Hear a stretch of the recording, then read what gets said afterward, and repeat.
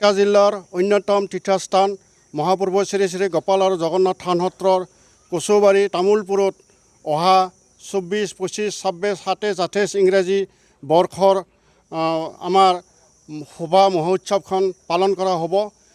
সভা মহোৎসৱত বিভিন্ন কাৰ্যসূচী হাতত ৰখা হৈছে।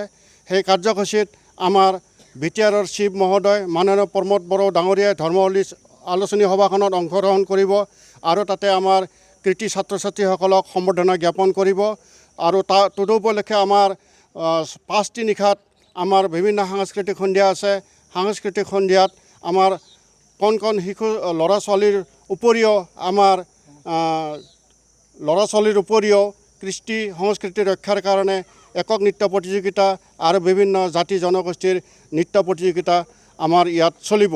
তাৰ উপৰি আমাৰ এই অনুষ্ঠানখনত আমাৰ 2 দিনে আমাৰ হোম যজ্ঞ পালন কৰা হ'ব। পূজা উপলক্ষে হোম যজ্ঞত বিভিন্ন তীৰ্থযাত্ৰী সমাগম হ'ব।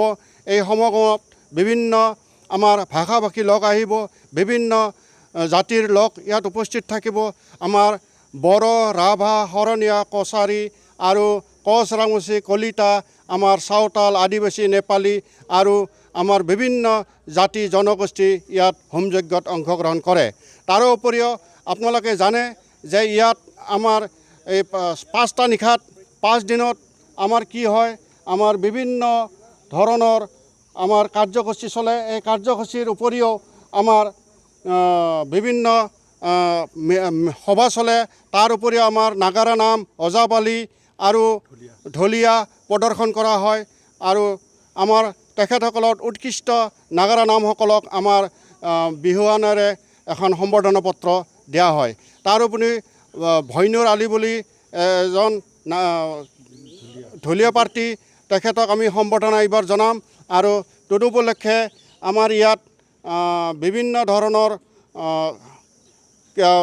কৃষ্টি সংস্কৃতি থাকিলে তেখেতসকলে তাত আমাৰ মানুহৰ মাজত তেখেতৰ মনৰ ভাৱ প্ৰকাশ কৰিব।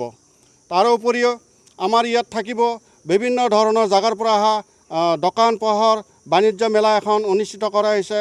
এই বাণিজ্য মেলাৰ লগতে আমাৰ প্ৰদৰ্শনীমূলক বস্তু কিছু আমাৰ ইয়াত থাকিব। প্ৰদৰ্শনী বুলি কওঁতে আমাৰ আগৰ পুৰণি যুগৰ কিছুমান বস্তু আমি এইবাৰ বাহিৰত উলিয়াই দিম।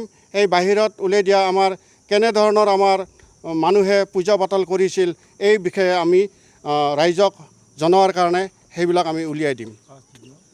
ধন্যবাদ। 521 বছৰ হৈছে এইবাৰ। 521 বছৰ উপলক্ষে আমি আগতে ৰূপালী জয়ন্তী বৰ্ষ পালন কৰি থৈ গৈছোঁ। 500 বছৰৰ যিটো অনুষ্ঠান আমি কৰিছিলোঁ ৰূপালী বৰ্ষ, তাত আমাৰ বিভিন্ন জাগাৰ পৰা মানুহ মাতি আনি আমি আমাৰ কাৰ্যসূচী ৰূপায়ণ কৰিছিলোঁ।